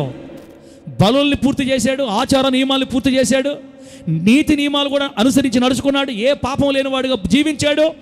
ఆయనే ధర్మశాస్త్రాన్ని పూర్తిగా నెరవేర్చి సమాప్తి చేశాడు. దేవుడికి స్తోత్రం కలుగునుగాక. 4వ వచనం ఏముందంటే, ఇక నేను పూర్తి చేశాను కాబట్టి నా యందు విశ్వసించు ప్రతి వానికి నీతి కలుగునట్లుగా నేనే ధర్మశాస్త్రానికి సమాప్తిగా ఉన్నానని చెప్పాడు దేవుడు అక్కడ. యేసుక్రీస్తు వారు ఎప్పుడైతే పూర్తిగా మనం చేయాల్సిన దాన్ని ఆయన చేసి మోహపు చూపు చూడకూడదు అని చెప్తే మన వల్ల కావట్లేదంటే ఇక లైసెన్స్ ఇచ్చేసి కానీ నీ ఇష్ట ప్రకారం చూడడానికి అది ఏం చెప్పింది. ఎంత ఉండాలన్నా కొంతమంది అప్పుడప్పుడు తట్టు పడుతుంటారు. కానీ నీ కోసం నా కోసం యేసుక్రీస్తు వారు జాగ్రత్తగా తన కళను కాపాడుకున్నాడు. దేవునికి స్తోత్రం కలుగును గాక. మనము చేయలేని దానిని ఆయన చేసి ధర్మశాస్త్రాన్ని సంపూర్తి చేసి ఇప్పుడు ఏమంటాడంటే, మీరు చెయ్యాలి మేం చేయాలి కాకుండా నా దేవుడు చేశాడు నా కోసం, నేను ఆయన యందు విశ్వాసం ఉంచుతున్నాను కాబట్టి ఇప్పుడు నాకు నీతి కలిగిందని నమ్మి నన్ను బట్టి మీరు నడవండి అని యేసు ప్రభువు చెప్పారు. కాబట్టి ధర్మశాస్త్రం ఇక బిడ్డరా ఎక్స్పైరీ అయిపోయిందనమాట, సమాప్తం అయిపోయింది. ఇప్పుడు 2000 సంవత్సరాల క్రితమే సమాప్తం అయిపోయింది. కానీ ఈరోజు మనం ఎటడ వాక్యాలు ఇష్టం తెలుసా? మనకి ఎటడ వాక్యాలు ఇష్టం తెలుసా? ద్వితీయోపదేశకాండం 28వ అధ్యాయంలో ఉంటుంది. ఏమని? మీరు నా ఆజ్ఞలను అనుసరించి నడుచుకున్న ఎడల అది కుడికి కానీ ఎడమకు కానీ తొలగకుండా మీరు నా వాక్యం అనుసరించి నడుచుకున్నట్లయితే భూమి మీద ఉన్న సమస్త జనాల కంటే నేను మిమ్మల్ని హెచ్చిస్తానని రాయబడింది అక్కడ. 28వ అధ్యాయం 1-2 వచనాల్లో మీరు కానీ జాగ్రత్తగా ఉంటే నేను మిమ్మల్ని దీవిస్తానని ఉంటుంది. ఆశీర్వాదాలేమో 3వ వచనం నుంచి 14వ వచనం దాకా ఉంటాయి. శాపాలేమో 15వ వచనం నుంచి 68వ వచనం దాకా ఉంటాయి. దేవుని బిడ్డలారా, ధర్మశాస్త్రంలో ఆశీర్వాదాలు శాపాల జాబితా రాయబడింది. కానీ మోషే గారు ఇచ్చిన ధర్మశాస్త్రంలో శాపాలే ఎక్కువగా ఉంటాయమ్మా. 15వ వచనం నుంచి 68వ వచనం దాకా మొత్తం 53 వచనాలు శాపాలు ఉంటాయి. కేవలం 11 వచనాలే ఆశీర్వాదాలు ఉంటాయి. అందుకే చూడండి, ఇజ్రాయేలీలు ఎన్ని బాధలు పడ్డారో, అరణ్యంలో ఎన్ని బాధలు పడ్డారో. ఒక ఆదివారం రోజు ఏం జరిగింది, ఆదివారం కాదు శనివారం రోజు విశ్రాంతి రోజు ఏం జరిగిందంటే, విశ్రాంతి దినమని మర్చిపోయాడో లేకపోతే ఏం జరిగిందో, కట్టెలు ఏరడానికి పోయాడంట. ఇజ్రాయేలు అరణ్యంలో ఉన్నప్పుడు కట్టెలు ఏరడానికి వెళ్ళాడు. వెంటనే ఆ వ్యక్తిని పట్టుకు లాక్కొని వచ్చారు. ఏమయ్యా మోషే, ధర్మశాస్త్రం రాయబడినట్టుగా విశ్రాంతి నన్ను పని చేయకూడదంటే వీడు కట్లేడని పోయాడయా, ఏం చేయమన్నారు చెప్పండి అంటే, అప్పుడే ధర్మశాస్త్రం అమల్లోకి వచ్చింది కాబట్టి చాలా బాధాకరం. రాళ్లతో కొట్టి చంపండి వీడిని చూసినోడు ఇంకెవరు పనికిపోవాలని చెప్పాడు మోషే గారు. ఎన్ని బాధలు తెలిసి ఇశ్రాయేలీలకి. ఆ వ్యక్తిని తీసుకెళ్ళి రాళ్లతో కొట్టి చంపేశారు. ఆదివారాలు చర్చి రాని వాళ్ళందరూ రాళ్లతో కొట్టండి అని దేవుడు కానీ చెప్పుంటే ఈరోజు సమాధి పెట్లు అన్నీ మనం రెడీగా చేసి పెట్టుకోవాలన్నా, ఒక రూమ్ కేసి పెట్టుకోవాలి సమాధి పెట్లు. ఎవరన్నా చర్చికి రాలేదా, రాళ్లతో కొట్టడం, సమాధి పెట్టి తేటం. పరదేశులమో పాట. ఆదివారం చర్చికి రాకుండా డ్యూటీకి పోయారు అనుకో, కొట్టే రాళ్ళతో పరదేశులం. మోషే గారు కూడా రూల్స్ కానీ ఇప్పుడు కానీ మనకు కానీ ఉండుంటే సమాధి పెట్లు చర్చిలోనే పెట్టుకోవాలి మనం రెడీగా. ఎందుకంటే లేటు తేటం తీసుకోబడటం లేటు. ఆకాను బిడ్డలందరూ రాళ్ళతో కూడా చంపేశారు తెలుసు కదా. దేనికి? ఏదో కక్కుర్తి పడి వాళ్ళ బంగారం వాళ్ళ వెండి తీసుకొచ్చుకొని ఇంట్లో దాచుకోవడం. నిజం చెప్పండి, అది పెద్ద పాపమా చిన్న పాపం మీరు చెప్పండి. ఏదో ఆశపోతాడు, ఆ బంగారం చూస్తే కొంచెం ఆశ కలిగింది. దేవుడు నిజమే, దేవుడు తేవద్దన్నాడు దాన్ని. ఆశ కలిగింది. ఆడపిల్ల, నాలుగైదు ఆడపిల్ల ఉంటారేమో తెలియదు మనకి. ఆకానికి పెళ్ళిళ్ళు చేయాలి, ఏమి పోతే పెళ్లి చేసి అనుకున్నాడో కొంచెం వెండి బంగారాలు తీసుకొచ్చుకొని దాచుకున్నాడు, అంతే అయిపోయింది. ఆకాను ఉన్నది ధర్మశాస్త్రం కింద. ధర్మశాస్త్రం మనిషిని చాలా ఖండితంగా శిక్షిస్తుంది బిడ్డ. అందుకే చెప్తున్నా, ఇప్పుడు మనం ధర్మశాస్త్రం కింద లేం. ప్రార్థన చేయకపోతే నీకు ఆశీర్వాదం ఉండదు. 3 గంటలు లేచి ప్రార్థన చేస్తేనే బాగా దీవించబడతారంటే ఆహో అనాలంతే, ఒకటే మాట మనం అంతే. అవన్నీ ధర్మశాస్త్ర మాటలు. 3 గంటలు లేచి గోజాడు చేయాలా, ఆ తర్వాత 2 సంవత్సరాలు గ్యాస్ తెచ్చుకోవాలా, ఏకాజాం లేచి గ్యాస్ వస్తూ ఉంటే అంటే ప్రార్థన చేసుకుంటూ ఉండాలా, వాళ్ళు దీవించబడతారు. నువ్వు లేచితే అంటే బాగా నిద్రపోయిన నేను చెప్పట్లా, అవన్నీ వద్దు. అలా చేస్తేనే దీవించబడతారు, ఇలా చేస్తేనే దీవించబడతారు, ఎంత గట్టిగా ఉంటేనే దేవుడు ఆశీర్వదిస్తాడు. ఎంత గట్టిగా నువ్వు చేయలేని దానిని దేవుడు చేసేశాడు, దాన్నే కృప అంటారు అనమాట. దేవుని స్తోత్రం కలుగును గాక. గట్టిగా చెప్పండి హల్లెలూయా. చెప్పండి గట్టిగా హల్లెలూయా. ఆకానుని చంపేశారు రాళ్లతో కొట్టి. వ్యభిచారం మందు పట్టబడిన స్త్రీని చంపడానికి ఏం తీసుకున్నారు చెప్పండి? ఏం తీసుకున్నారు? రాళ్ళు. ఆ రోజుల్లో ఎంతమంది స్త్రీలు చనిపోయారు తెలుసా? వ్యభిచారంలో కనబడితే చాలా కొట్టి చంపేసేవాళ్ళు ఆడవాళ్ళని. అదే సిస్టమ్ మనకి ఇప్పుడు కానీ క్రైస్తువులు పెట్టుంటే, ఫోన్లో చాటింగ్లో దొరికితే చాలు తీసుకోరాళ్ళు. సమాధి పెట్టి చర్చలు ఉన్నాయి కదా ఆల్రెడీ, తీవక పెట్టి. ఇన్స్టాగ్రామ్లో చాటింగ్లో దొరికారా, తీ రాళ్ళు. ఎన్ని సమాధి పెట్లు పెట్టుకోవాలా అక్క? మనం ధర్మశాస్త్రం క్రిందలేము ఇప్పుడు. ఆయన దాన్ని ఏ మనిషి నెరవేర్చలేడు కాబట్టే యేసయ్య ధర్మశాస్త్రం నెరవేర్చాడు. ఆయన మనల్ని ఫ్రీగా విడుదల చేసి పడేశాడు యేసు నామములో. గట్టిగా చెప్పండి హల్లెలూయా. ప్రేమగల తండ్రి కాబట్టి నీవు మోయలేని భారాన్ని ఆయన మోసి పూర్తి చేశాడు. ఇంకా మనం చేయాల్సిన అవసరం లేదు. ఇప్పుడు కళ్ళు కాపాడుకోవాలా ఏందన్నా చెప్తున్నావు వాక్యం అక్కడ చెప్తే ఏమనుకుంటారు అందరూ? ఇట్లా లూజ్గా చెప్పబాక మాటలో. ఇదే లాస్ట్ వరకు చెప్పనులే, ఇదే లాస్ట్ వారం. ఇంకెక్కడ ముగిచ్చేస్తా. మీ మొఖాలు చూడలేక కళ్ళు మూసుకుంటున్నాను నేను. కొంతమంది ఎట్టారంటే ఏందో ధర్మశాస్త్రం అంట, ఏందో కిందంట, నియమాలంట, రూల్స్ అంట. ఎందుకురా ఈ కర్మమంత మనకి? ఇదే లాస్ట్ వారం నేను చెప్పను. ఇదే లాస్ట్ వారం. నా బాధ అంత ఎందుకు తెలుసా? అసలు ఈ వాక్యం ఎందుకు తీసుకొచ్చాను తెలుసా? ఇక్కడ కూర్చున్న ప్రతి బిడ్డ పరలోకం వస్తాడని మిమ్మల్ని నమ్మించడానికి తీసుకొని వచ్చాడు. ఆమేనని గట్టిగా. అది నమ్మేసుకుండానే ఇప్పుడు 1 గంట అయిపోయింది. టైమా అయిందా? అయిపోయింది 1 గంట. అది నమ్మేసుకుండానే 1 గంట అయిపోయింది. అక్క నీవు నేను మళ్ళా ధర్మశాస్త్ర కాడి కిందకి వెళ్ళి కళ్ళు కాపాడుకోవాలనే వందనా నువ్వు కాపాడుకునేదే. నువ్వు ఎంత అనుకున్నా లాగతాడు సైతాన్ గాడు. అట్టని వాడు లాగగానే వెళ్ళిపోమని చెప్పట్లా. నేను వెళ్ళలేకున్నానయ్యా, నేను నిలబడలేకున్నానయ్యా, పరిశుద్ధాత్ముడా రా రా రాయ్యా, నువ్వు హెల్ప్ చేస్తేనే నేను నిలబడగలుగుతాను. ఆల్రెడీ నువ్వు చేస్తున్నావు కదా. నా దేవుడు, నా ప్రభు అయిన యేసయ్య, ఆయన కళ్ళ మీద శరీరం మొత్తం జయం వచ్చింది ఆయనకి. నా ప్రభు జయించేశాడు. ఆ జయం నాకు కావాలి. నేను మూలిగి ముక్కినా కూడా నా వల్ల కావట్లా. రా, ఆత్మచేత శారీరక క్రియలు చంపిన ఎడల మీరు జీవిస్తారు. ఆమె చెప్పండి గట్టిగా. ఇది కృపాకాలం, కృపలో ఉన్నాం మనం. కాబట్టి హెల్ప్ అడిగితే పరిశుద్ధాత్మ దేవుడు సహాయం చేస్తాడు అనమాట. ఇంకా మళ్ళీ ధర్మశాస్త్రం కిందకి వెళ్ళి నా కన్నులతో నిబంధన చేసుకుంటుని కన్యకుని నేనేలాగూ చూచుదును. ఫోన్లో ఆడపిల్లని చూడకుండా మగపిల్లని చూడకుండా తెచ్చి కూర్చుని చేతులు ఎత్తండి. ఇప్పుడు అంత లేదు, లేపండి. నేను నమ్మను కానీ ఏందని ఇంత గట్టిగా మాట్లాడుతున్నావు నువ్వు? మనం చూడబల్లా. ఫేస్బుక్ ఓపెన్ చేసినా అదే దరిద్రం, ఈ యూట్యూబ్ ఓపెన్ చేసినా అదే దరిద్రం. అదేందో మనకు తెలియదు. ఎక్కడెక్కడ నీతి మొత్తం కనిపెట్టుకుంటుంది ఆ ఫోన్ కూడా. మొత్తం సిస్టమ్ పెట్టేస్తుంది దాంట్లో దాంట్లో ఏందే. ఇప్పుడు ఈ మధ్య కొత్తగా వచ్చింది ఏం చేస్తుందంటే ఏదైతే ఎక్కువ చూస్తుంటామో వస్తుంటాయి మనకి. ఈ బట్టలు భలే ఉన్నాయా అని అన్నాం అనుకో, బట్టలు వస్తుంటాయి. వస్తా బట్టల మధ్యలో ఒక సిస్టర్ వచ్చేస్తుంది. హాయ్ రాకమ్ అంటే బట్టల తర్వాత సంగతి, కానీ సిస్టర్ బాగుంది కదా, ఈ సిస్టర్ చూసుకోండి చాలు. ఫస్ట్ సిస్టర్ కానీ కొంచెం కానీ చూసామో ఇంకా సిస్టర్లే వస్తుంటాయి మనకి. నువ్వు ఏ సిస్టర్ చూసావో ఆ సిస్టర్ కంటే బాగుండే సిస్టర్లు వస్తుంటారు. కొంతమంది హీరోలు చూస్తుంటారు. హీరోలు చూస్తారు, హీరో దగ్గర ఆగేవనుకో ఇంకా అన్నీ అయ్యే వస్తాయి. సాతానుగాడు అధికారం చేసుకున్నాడు. ఇప్పుడు ఛీ చూస్తూనే ఉంటారు, ఛీ అంటూనే ఉంటారు. ఎంతకాలం ఈ బాధలు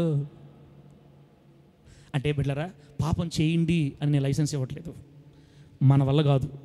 పాప నియమంలో బంధించబడ్డాం కాబట్టి ధర్మశాస్త్రం క్రింద మనం బతికే వాళ్ళం అయితే ఎవరికి ఎప్పుడు చచ్చిపోయి ఉండాలి, రాళ్లతో కూడా చంపేసి ఉండాలి మనల్ని.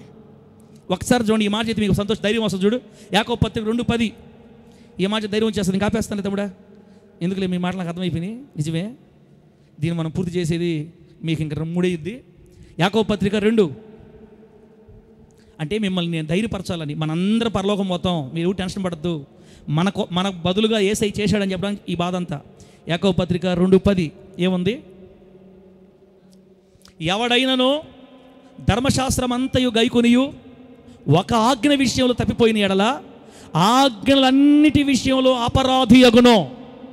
కితురక 660 ఆజ్ఞల్లో ఒక్క ఆజ్ఞగా నువ్వు కానీ మిస్ అయిపోతే, అంటే 659 ఆజ్ఞలు పాటించి ఒక్క ఆజ్ఞ కానీ మీరేమనుకో ధర్మశాస్త్ర ప్రకారం, మిగతా మొత్తం కూడా తప్పినట్టేనంట. నాకు ఈ వాక్యం చదివినప్పుడు ఏం గుర్తొచ్చింది తెలుసా వేణుజాన్ బిడ్డ? అమ్మా, సిఎంఏనా ఏమా సిఎంఏ అనే ఒక కోర్సు ఉంది. సిఏ చార్టర్డ్ అకౌంట్స్ అనే ఒక ప్రొఫెషనల్ కోర్సు ఉంది చదివే వాళ్ళకి. దాంట్లో కానీ ఒక్క సబ్జెక్ట్ ఫెయిల్ అయ్యామనుకో అన్నీ రాయాలట. మళ్ళా మామూలుగా అయితే మన డిగ్రీ ఇంటర్ ఫెయిల్ అయిందే రాసుకుంటాం, అట కాదు, ఒక్కటి ఫెయిల్ అయితే మొత్తం రాయాలంట. ఈ విధంగా అది పాస్ అయితే ఎప్పుడు బయటికి పోయేది ఎప్పుడు? ధర్మశాస్త్రంలో ఒక్క ఆజ్ఞ కానీ తప్పిపోతే మొత్తం తప్పిపోయినట్టే.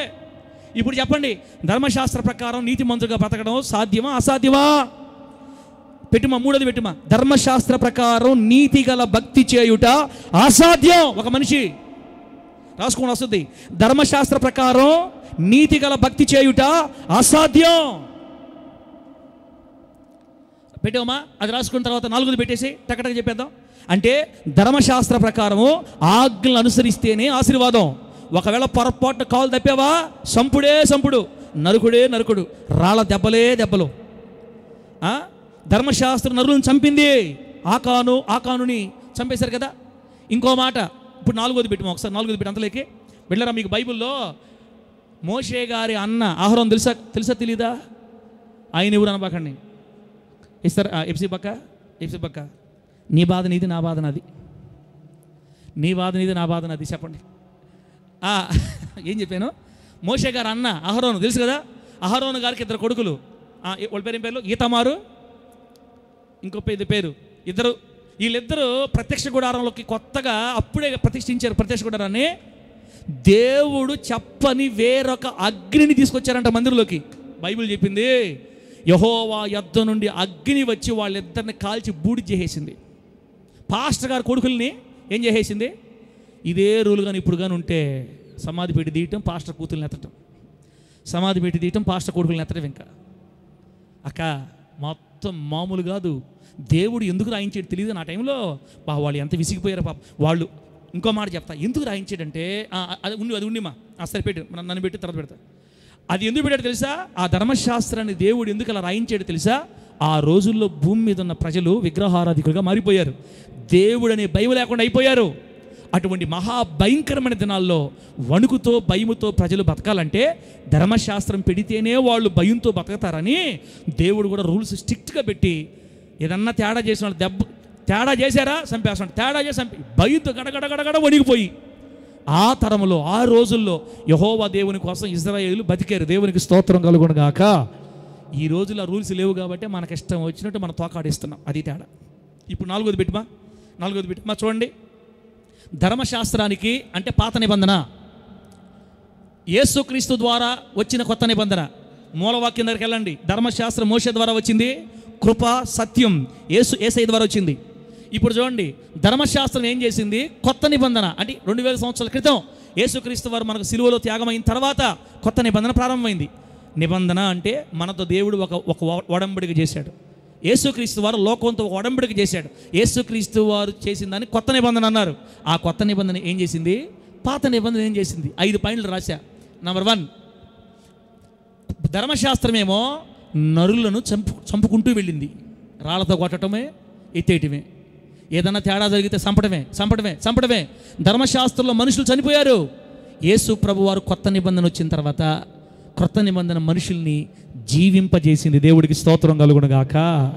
ధర్మశాస్త్రపు మరణ కాడిని విరగొట్టి యేసుక్రీస్తు వారు ఈ భూమి మీదకి వచ్చి మరణయాగం పూర్తి చేసిన తర్వాత జీవించడం ప్రారంభించారు. నా గొర్రెలు సమృద్ధిగా జీవించినట్లుగా సమృద్ధి గల జీవాన్ని ఇవ్వడానికి వచ్చానని రాయబడింది బైబిల్లో. 2, ధర్మశాస్త్రం రాయబడిన పరిచర్య మరణ కారణమైన పరిచర్య.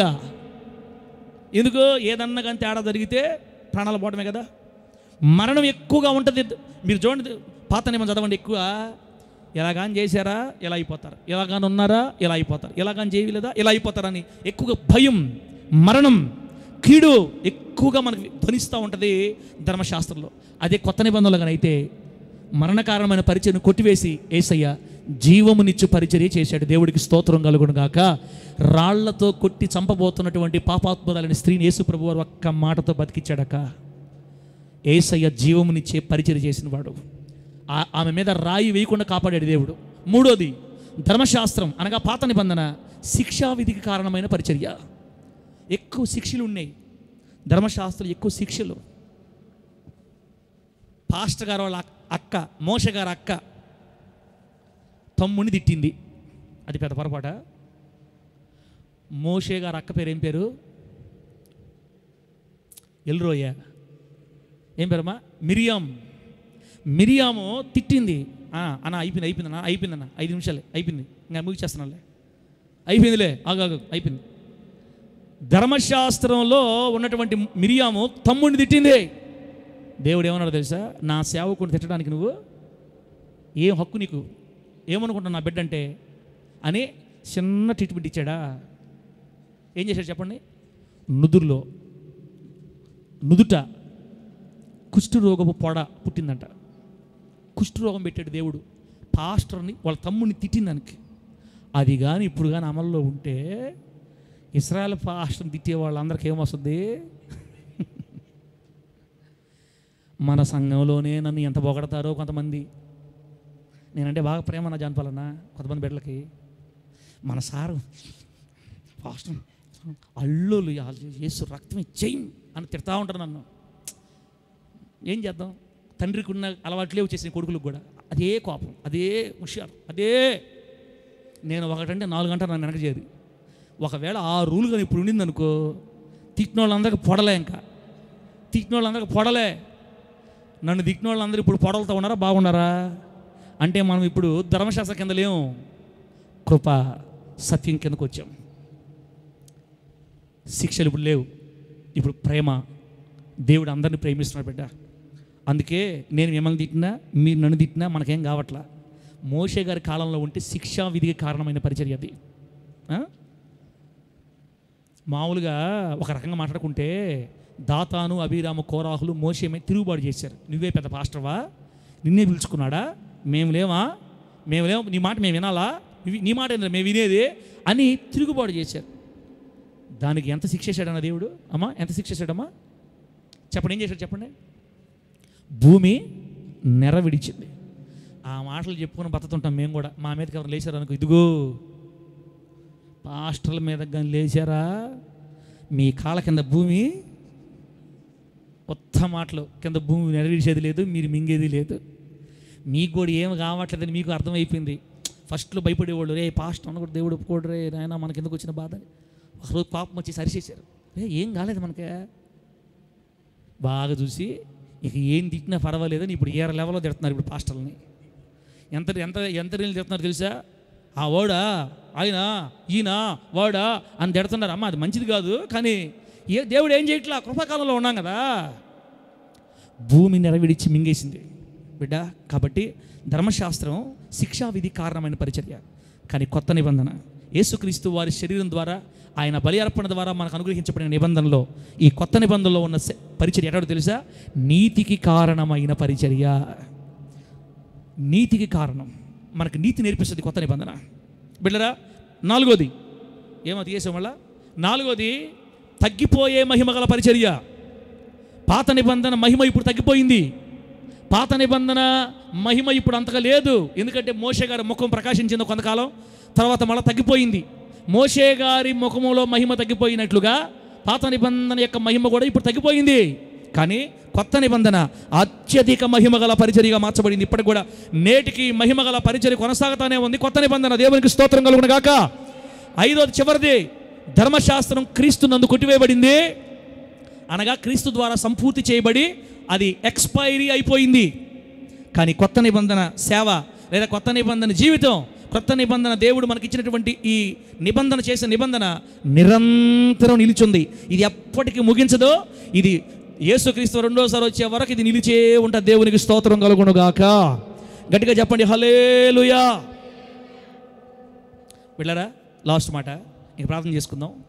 లాస్ట్ మాట ఐదోది పెట్టుమా, ఐదోది పెట్టి ఎన్ని రెఫరెన్స్లు రాసుకొని వచ్చానో మొత్తం పోయి అప్పుడు అనింది హవీలు నాతోటి, డాడీ ఇది చెప్పేదానికి రాస్తున్నావా ఎగ్జామ్ కోసం రాస్తున్నావా అడిగింది నన్ను ముందుగానే.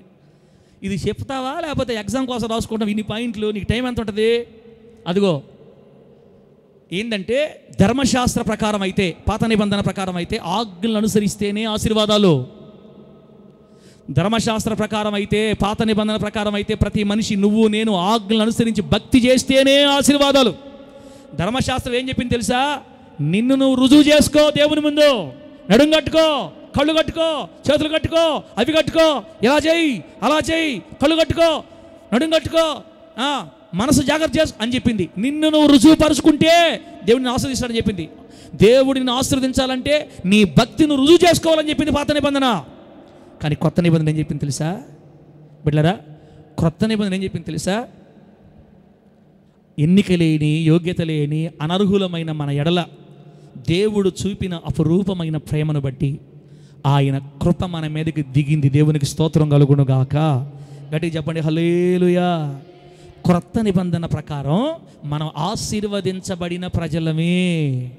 ఇక ఏ శాపాలు మన మీద ఇప్పుడు లేవు. ఎప్పుడైతే యేసు రక్తంలో కడగబడి నువ్వు బాప్తిసం పొందావో అప్పుడే దేవుని కృప ద్వారా మనం అందరం దీవించబడిపోయాం. ఇక శాపాలు లేవు మనకి. దేవుడు మనల్ని ఆశీర్వదించాడు కాబట్టి ఇప్పుడు భక్తి చేయాలా. అది ఒకసారి మళ్ళీ పెట్టుమా. ధర్మశాస్త్ర ప్రకారం ఏమో ఆజ్ఞలను అనుసరిస్తేనే ఆశీర్వాదం.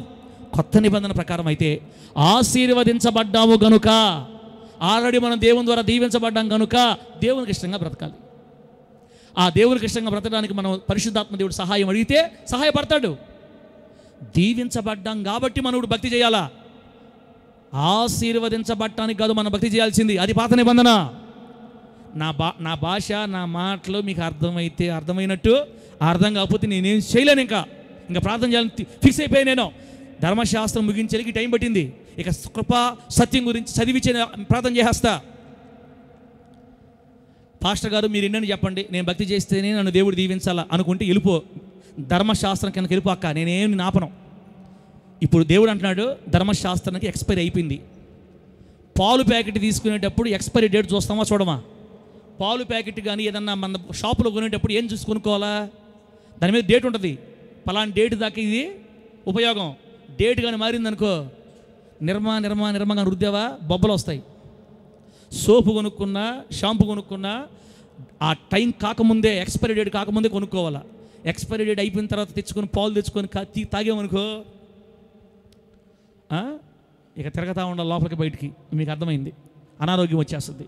అలాగే ఆల్రెడీ సంపూర్తి చేయబడి ఎక్స్పైరీ అయిపోయిన ధర్మశాస్త్రం కిందకి మళ్ళీ వెళ్ళి నేను భక్తి చేస్తేనే నన్ను దేవుడు దీవిస్తాడు అనుకుంటే బిడ్డ అట్లాగా నేను భక్తి చేయొద్దని చెప్పట్లా, మనం చెయ్యాలి. పాస్టర్ గారు ఇప్పుడు మీరు చెప్పారు మనం ధర్మశాస్త్రం కింద లేం కాబట్టి ఇప్పుడు భక్తి చేయాలి, అది చేయాలి ఇది చేయాలి అని అనకూడదు. ఆల్రెడీ మీరు దేవుని చేత దీవించబడారు కాబట్టి ఇంక మీరు ఇష్ట ప్రకారం బతకండి అంటున్నారు. మీరు ఏమన్నా కాదు. పాపం గురించి మనం జాగ్రత్త పడాలి. దేవుని కోసం నీకు నిలబడాల్సిన అవసరం ఉంది. కాకపోతే ఇప్పుడు చేస్తేనే, భక్తి చేస్తేనే దీవించబడటం కాదు, ఆల్రెడీ దీవించబడిపోయాం కాబట్టి మనం భక్తి చేయాలి. ఆమేన్ చెప్పండి గట్టిగా. అది నా పాయింట్. దేవుడు మనల్ని సిలువ యాగం ద్వారా ఆశీర్వదించాడు. ఆయన నీతి మనకు అప్పగించబడింది, మన మీద రక్షణ వస్త్రం కప్పబడింది, మన మీద నీతి వస్త్రం కప్పాడు. ఆల్రెడీ మనం ఆశీర్వదించబడిపోయాం. ఆశీర్వదించబడ్డాం కాబట్టి మనం ఇప్పుడు భక్తి చేయాలా. ఏదన్నా తేడా జరిగితే క్షమిస్తాడు, ఒప్పుకుంటే క్షమిస్తాడు. నీ వల్ల కాకపోతుంటే హెల్ప్ అడిగితే పరిశుద్ధాత్మ సహాయం చేస్తాడు, నిన్ను నిలబెడతాడు. అంతేగాని నేను చెయ్యాలి, అలా చేయాలి, ఇలా చేయాలి అని కాదు అన్న అర్థం బిడ్డరా. కాబట్టి ధర్మశాస్త్ర ప్రకారం ఏమో నువ్వు రుజువు చేసుకుంటేనే ఆశీర్వాదం. క్రొత్త నిబంధనల ప్రకారం అయితే ఆయన ఎప్పుడో మనల్ని దీవించేశాడు. అందు కృతజ్ఞతగా దైవికమైన భక్తి మనం చెయ్యాలి. ప్రభు నామానికి మహిమ కలుగును గాక. గట్టిగా చెప్పండి హల్లెలూయా. బిడ్డరా, ఇప్పుడు కృప అంటే చదివి ప్రార్థన చేస్తా. కృప అంటే చదివి ప్రార్థన చేస్తా. ఇంకొద్దు, అయిపోయింది. కృప అంటే చదివి ప్రార్థన చేస్తా. చాలా టైం అయిపోయింది. కృప అంటే ఏంటి చదివి రాయలేదు కదమ్మా. ఇదే నువ్వు ఒకసారి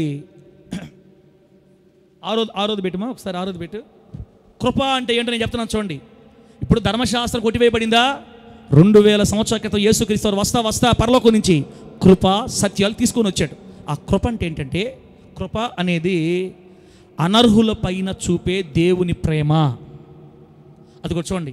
దేవుని కృప పాపము చేసిన ప్రతి ఒక్కరిని పశ్చాత్తాపపు ఒప్పుకోలు అనే షరతు మీద నిరంతరము క్షమించి వేస్తూ ఉంటుందన్నమాట దేవుని కృప. బాగా గుర్తుపెట్టుకోండి. ఇప్పుడు మనం కృప కింద ఉన్నాం బిడ్డ, ధర్మశాస్త్రం కింద కదా ఉండేది. ధర్మశాస్త్రం కింద ఉంటే వాసిపోయేది మనకి, ఎక్కడ పడితే అక్కడ కొట్టేవాడు దేవుడు. ఇప్పుడు ధర్మశాస్త్రం కింద లేవు, ఎక్స్పైరీ అయిపోయింది అది. ఇప్పుడు మనం కృప కింద ఉన్నాం కాబట్టి ఒకవేళ మనం పొరపాటు చేసినా, దేవుని చిత్తంగా కాని అడుగులు వేసినా క్షమాపణ పొందుకోవాలన్న మనసుతో, పశ్చాత్తాపం కలిగిన హృదయంతో యేసు ప్రభు దగ్గరకు వచ్చి ప్రార్థనలో మోకాళ్ళలోంచి కన్నీళ్ళు విడిచి, ప్రభువా నేను చేయకూడదు అనుకున్నాను, పొరపాటు పడ్డాను, నన్ను క్షమించు తండ్రి, ఇక మీదట నన్ను నిలబెట్టిన ఆయన అని ఎవరైతే కన్నీటితో పశ్చాత్తాపడి ప్రభువుని అడుగుతారో, ఆ పశ్చాత్తాపపు ఒప్పుకోలు అనే షరతు మీద ప్రతి పాపాన్ని ఇప్పుడు రేపు ఎల్లుండి కాదు, నిరంతరము క్షమించడానికి దేవుడు రెడీగా ఉన్నాడని రాయబడింది బైబిల్లో. దేవునికి స్తోత్రం కలుగును గాక. గట్టిగా చెప్పండి హల్లెలూయా. 2 కొరింథీ పత్రిక 5వ అధ్యాయం 17వ వచనంలో మనం అందరం నూతన సృష్టిని రాశాడు దేవుడు. అక్క నువ్వు ఇంకా పాత మనిషి కాదు, నూతన సృష్టి. బాప్తిసం తీసుకున్న తర్వాత నువ్వు నూతన సృష్టి, కొత్త వ్యక్తిగా మారిపోయావు. పాతదంతా కడిగేశాడు. ఇప్పుడు నేను దేవుడు కొత్త వ్యక్తిగా చూస్తున్నాడు. నువ్వే మరలా వెనక్కి వెళ్ళి నేను పాత వ్యక్తిని పాతలాగా అనుకుంటున్నావు. నువ్వు లేదు, ఆయన దృష్టికి నువ్వు నూతన సృష్టి. ఇదిగో పాతవి గతించిపోయే, సమస్తాన్ని కొత్త వాటిగా దేవుడు చేశాడు. కాబట్టి మన కోసం యేసయ్య పాపంగా మార్చబడ్డాడు. ఆయన పాపంగా మార్చబడినందువల్ల మనం నీతిమంతులం అయ్యాం. నా బాధ మీకు అర్థమైందియా? కృప సత్యములను గూర్చిన మర్మం ఏంటంటే, ధర్మశాస్త్రాన్ని యేసుక్రీస్తు వారు పూర్తి చేసి అలా ఉండాలి, ఎలా ఉండాలి, ఎలా ఉంటేనే దీవెన, అలా ఉంటేనే దీవెన అనేది కొట్టివేయబడింది. ఇప్పుడు మనల్ని ఆయన దీవించాడు కాబట్టి, ఆస్వాదించాడు కాబట్టి, ఆయన నీతిగా మార్చాడు కాబట్టి ఇప్పుడు మనం దీవించబడ్డాం. కాబట్టి మనం ప్రభు కోసం బ్రతకాలి. ఇలా మనల్ని దీవించింది ఏంటో తెలుసా? దేవుని కృప. ఆ కృప గురించి ఇప్పుడు చెప్తున్నా. కృప అంటే అర్హత లేని వారి మీద దేవుని ప్రేమ, అర్హత లేని వ్యక్తుల మీద చూపే దేవుని ప్రేమ మరియు క్షమాపణ. మనం పాపులమైనా, మనం చేసిన పాపాలకి తగిన శిక్ష, మన పాపములకు తగిన శిక్షకి మనం అర్హులమైనా యేసుక్రీస్తు ద్వారా దేవుడు మనకి ఉచితంగా ఇచ్చిన దానమే కృప. బిడ్డలారా, ఇప్పుడు ఒకవేళ నువ్వు పొరపాటు చేసావు, నేను పొరపాటు చేశాను అనుకోండి, నిజంగా మనం ఆ పొరపాటు తగిన శిక్ష అనుభవించాలి ఇప్పుడు. కాకపోతే యేసుక్రీస్తుని బట్టి దానముగా ఇవ్వబడింది కృప. ఆయన వెంటనే ఏం చేశాడు తెలుసా? మనల్ని చూసి పోనీలే బిడ్డ పొరపాటు పడ్డాడు, ఇక మీద చేయలే అని దేవుడే ఉచితంగా మనల్ని క్షమిస్తున్నాడంట. దేవుని కృప మన భక్తిని బట్టి ఆధారపడాలా, మన చర్యలను బట్టి ఆధారపడాలా, ఆయన ప్రేమను బట్టి మన మీద ఆధారపడి ఉంది. దేవునికి స్తోత్రం కలుగును గాక. కృప అనేది మన భక్తిని బట్టి, పరిశుద్ధతను బట్టి, మన నీతిని బట్టి ఆధారపడలేదు. అలాగే మన పాపాన్ని బట్టి, మన శాపాన్ని బట్టి ఆధారపడలేదు. కృప ఎలా ఆధారపడుందంటే దేవుని ప్రేమ మీద ఆధారపడింది. దేవుడు మనల్ని ప్రేమిస్తున్న దాన్ని బట్టి అర్హత లేకపోయినా, పాపం చేస్తున్నా, మనం దెబ్బలకు తగిన శిక్ష, దెబ్బలకు తగిన కార్యాలు చేస్తున్నా కూడా కడిగి క్షమించి నీతిమంతులుగా మార్చి ఇంతవరకు భూమి మీద నిలబెట్టి ఈరోజు నేను మందిరంలో కూర్చోబెట్టింది దేవునికి స్తోత్రం కలుగునుగాక. మనందరం కృప కింద ఉన్నాం కాబట్టి క్షమించబడుతున్నాం. నేటికి నీకు శిక్షా విధి లేదు. అందుకే బైబిల్లో ఉంది, క్రీస్తు నందు ఉన్న వారికి ఇక మీదట ఏ శిక్షా విధి లేదని చెప్పింది వాక్యం. నా బాధ మీకు అర్థమైందో లేదో ఇక నేను మూసేస్తున్నాను. ఇవన్నీ రేపు పొద్దున చెప్పుకోవచ్చు. నా మాట లాస్ట్ ఫైనల్ చెప్తాను. పెట్టారు అది పెట్టుతాం, అది పెట్టు. ఇప్పుడు మన బళ్ళలోకి వెళ్తాను, మ్యూజిక్ పెట్టి బళ్ళలోకి వెళ్తాను. పెట్టారేనండి, ఫైనల్ చెప్తానేనండి. ఇప్పుడు దాకా మనం చెప్పుకుంది ధర్మశాస్త్రం, కృప, సత్యం. ధర్మశాస్త్రం యేసుక్రీస్తు వారు రాకముందు వరకు మనుగడలో ఉంది. అది కేవలం ఇజ్రాయేలులకు మాత్రమే ఇవ్వబడింది. యేసుక్రీస్తు వారు భూమి మీదకి వచ్చి ధర్మశాస్త్రాన్ని సంపూర్తి చేశాడు. ఎవ్వరూ నెరవేర్చలేకపోయిన దాన్ని ఆయన నెరవేర్చాడు. ఇప్పుడు ఆయనే మన నీతిగా మార్చబడ్డాడు. మనం ఆయన మీద విశ్వాసం ఉంచుతున్నాం కాబట్టి మనం ధర్మశాస్త్రం చెప్పినట్టు ఇంక నడవాల్సిన అవసరం లేదు. ఎక్స్పైరీ అయిపోయింది. ఇప్పుడు నువ్వేం చేయాలంటే యేసు నందు విశ్వాసం ఉంచాలా. దేవా, నా నీతిని నువ్వు నెరవేర్చావు, నేను చేయవలసిన భక్తిని నువ్వు చేసావు. ఇప్పుడు నీ యందు విశ్వాసం ఉంచి నేను నీతిమంతుడిగా మార్చబడ్డాను. నన్ను నీతిమంతుడిగా మార్చింది కేవలం నీ కృప. నీ కృప నా భక్తిని బట్టి ఆధారపడలా, నా నీతిని బట్టి ఆధారపడలా. యేసయ్య, నీ ప్రేమ మీద ఆధారపడింది నీ కృప. ఎందుకు నన్ను ప్రేమించదలుచుకున్నావు, నన్ను కడిగావు, పవిత్రపరిచావు, పిలుచుకున్నావు, ఈరోజు నీ మందిరంలో నిలబెట్టావు. చిన్న చిన్న పొరపాట్లు చేస్తున్నా నీ కృప నన్ను క్షమిస్తూ ఉంది. అలాగని మనం పాపం నిల్చుందామా? పాపంలోనే నిల్చుందామా? దేవుడు క్షమిస్తున్నాడని పాపం నిల్చుందామా బిడ్డ? కాదు. కృప ఉందని పాపమందు నిలిచి ఉందుమా? అట్లనరాదు. ప్రభువా, నీ కోసం నమ్మకంగా బ్రతకాలి. సత్యమైన నీ వాక్యాన్ని నమ్మి నీ వాక్యానుసారంగా జీవించాలి అని దేవుని కృప కిందకు వచ్చాం. ఉగ్రత నుంచి తప్పించబడ్డాం. ఆయన ముద్ర వేయించుకున్నాం. ఈరోజు చచ్చిపోయినా ఇక్కడ కూర్చున్న ప్రతి ఒక్కరు పరలోకం వెళ్ళిపోతారు. ఇక అలా బ్రతకాలి, ఇలా బ్రతకాలి, ఇలా చేయాలి, అలా చేయాలి, ఎన్ని వద్దు మనకి. యేసయ్యా, నీ నీతిని బట్టి నేను దీవించబడ్డానని, నీవు నా కొరకు చేసిన ప్రాణత్యాగాన్ని బట్టి నేను ఇప్పుడు నీతిమంతుడిగా మార్చబడ్డాను. ధర్మశాస్త్ర కాడు కింద నన్ను తప్పించావు. కృపయే నన్ను నీతిమంతుడిగా మార్చింది. మీ కృపే అర్హత లేని నా మీదకి నీ ప్రేమను తీసుకొచ్చింది. నీ కృప లేకపోతే నేనేమైపోయి ఉండేవాడిని? ఎక్కడో పడిపోయి ఉండేవాడిని. ఎక్కడో పడిన దాన్ని లాక్కొచ్చి నీ మందిరంలో కూర్చుండబెట్టుకున్నావంటే యేసయ్యా, నీ కృప, కేవలం కృప. ఈ కృపకి ఆధారం యేసు. ఆయన ప్రాణత్యాగమే కృపని మన మీద తీసుకొని వచ్చింది. కాబట్టి దేవుని బిడ్డలారా, మనం ప్రార్థన చేసుకున్నాం. ఇప్పుడు ఇంకా ఆ ధర్మశాస్త్ర సంబంధమైన క్రియలు కాకుండా నేను చేసిన పొరపాట్లు క్షమించు తండ్రి. ఈ నెల రోజుల్లో తెలిసి తెలియక నా జీవితంలో జరిగిన ప్రతి పొరపాటుని ఒక్కసారి క్షమించు.